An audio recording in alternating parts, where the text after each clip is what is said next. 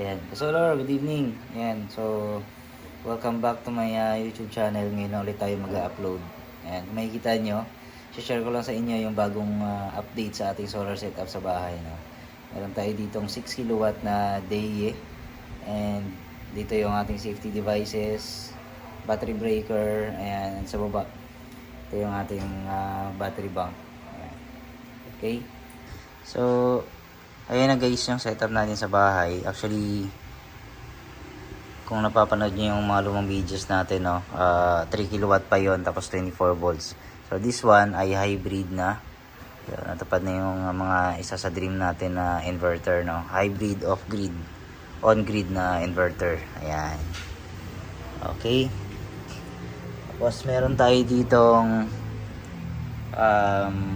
tawag dyan, yung battery bank. Meron siyang JK BMS. Ayan. Bakit JK BMS ang nilagay ko dyan guys, na para meron tayong communication sa ating inverter. So yung dilaw na yan yung communication cable papunta sa CAN dito, galing din doon sa CAN ng inverter. Ayan.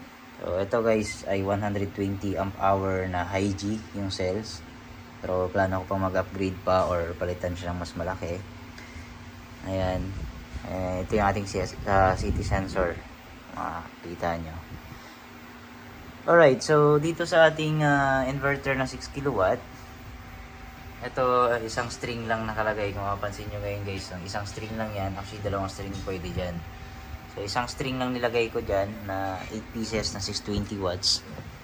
Ayan. And time check, no, alas 9 na. 9 kasi naka-sync in na yung date and time nito. So meron tayong battery percentage na 74%. Ayan. Okay, meron tayong 500 watts 522 na consumption. So wala tayong inuugot kay Meralco guys, no. Ayan. So ang load natin sa bahay ay tatlong aircon, dalawang 1.5 tsaka isang 1 horsepower. Minsan ang nagsasabay lang diyan ay yung isang 1.5 tsaka isang 1 horsepower, pero yung tatlo hindi nagsasabay sa araw. Ayan. And then ang load pa nating iba ay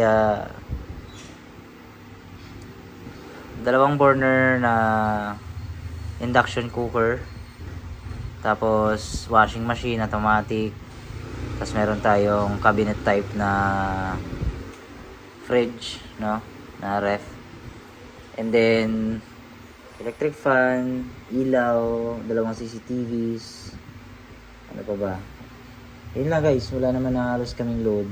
Printer and laptops.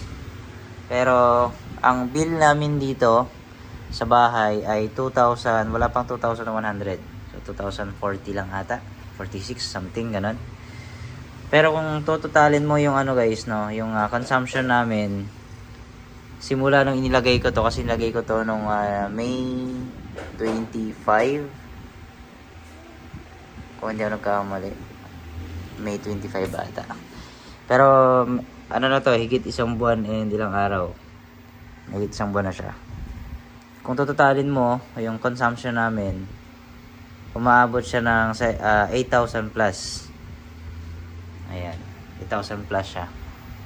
So imagine nyo, doon sa 8,000 plus na bill ay binayaran na namin ay 2,100 lang. So ilagay natin 2,100. So napakalaking tipid.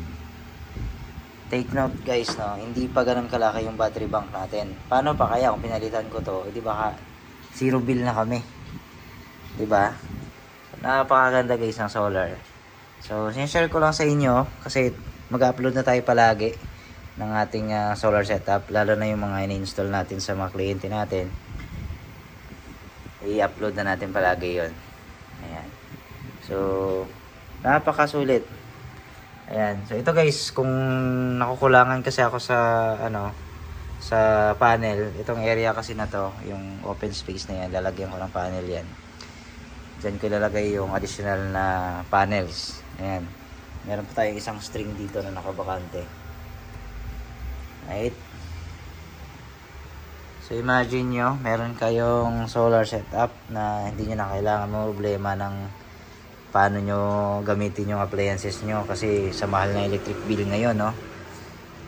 Wala kang ligtas talaga dahil lahat ay tumataas. Napakamahal ng kuryente.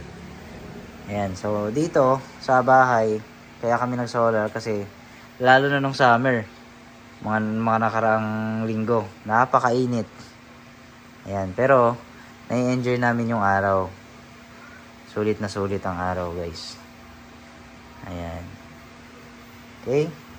So, ito guys ay 1 month lang. Pero since March kasi, naka-solar na kami. Pero Samdon to dati. 6 kilowatt pa rin na Samdon. Ang hindi ko lang pinalitan dito, safety devices, battery breaker, at saka yung battery. Pero itong inverter, pinalitan ko na siya. Ayan. Ito kasi yung pinaka-dream natin na inverter, no? Hybrid of grid on grid. Ganda. Ayan, kung mapapansin nyo, dami siyang butas-butas. Kasi dyan galing yung mga in-install natin dati na in-install ko dati na Samdon.